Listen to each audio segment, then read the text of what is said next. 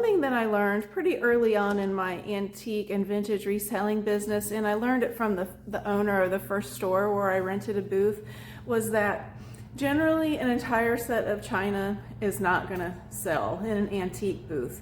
Now it may sell online, but what I've found is, and this is what the owner of the first store where I worked said, she said a lot of people, they get to be middle-aged and they have their mother's china, their grandmother's china, maybe even their own wedding set, and no one wants another set. In fact, a lot of people will donate their sets of china because they have more than one set and they just don't use it. So what I've found over the years is that individual pieces sell because people are looking to replace items in their set that have broken. And I've also found that specialty pieces like cream and sugar sets or butter dishes, casserole dishes, those types of specialty dishes in a certain pattern also sell. So I got an entire beautiful set of Metlocks antique grape dishes, and I decided to keep them. So I decided to take all of my dishes, which were basically just a 1990s Corel pattern. And when we bought our cabin in the North Georgia mountains, we bought it furnished. So it came with not only furniture, but linens and dishes and other kitchenware. So it was a 1990s Corel pattern with fruit on it, and it was cute, but I decided to replace it with the beautiful antique grape Metlocks, and I'll show you how it looks in the cabin. And my inspiration for keeping this set was because I have these pretty cabinets with glass doors, so you can see everything when you have glass cabinets, and I thought they would look really nice. They do, but I also wanted to tell you my future vision for this kitchen. So right now it's kind of dark. It's knotty pine. It has a red laminate countertop. I have a red and white theme going on. This is the island, and these are my bar stools. These are from IKEA. They're cream color with a cute red cushion. All that's new from IKEA. Hey Penny, my pretty girl.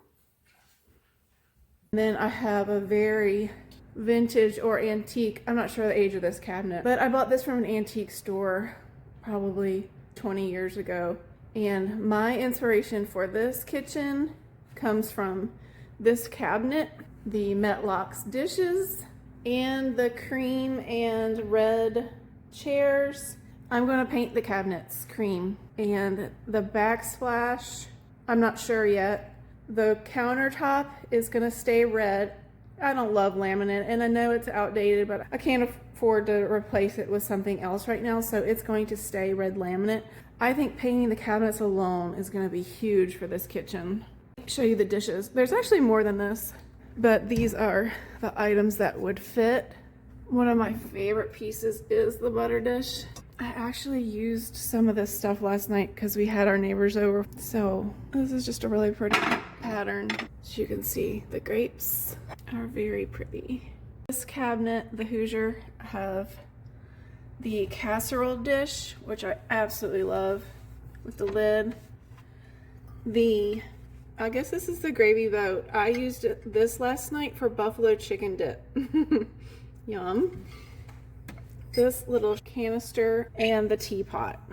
So now that I've put it out there in the universe that I'm going to paint my kitchen cabinets and I've put it on YouTube, hopefully that means I'll actually do it and not just procrastinate about it forever, because I think once I do it, it will look amazing and it will make this whole space just feel so much lighter and brighter.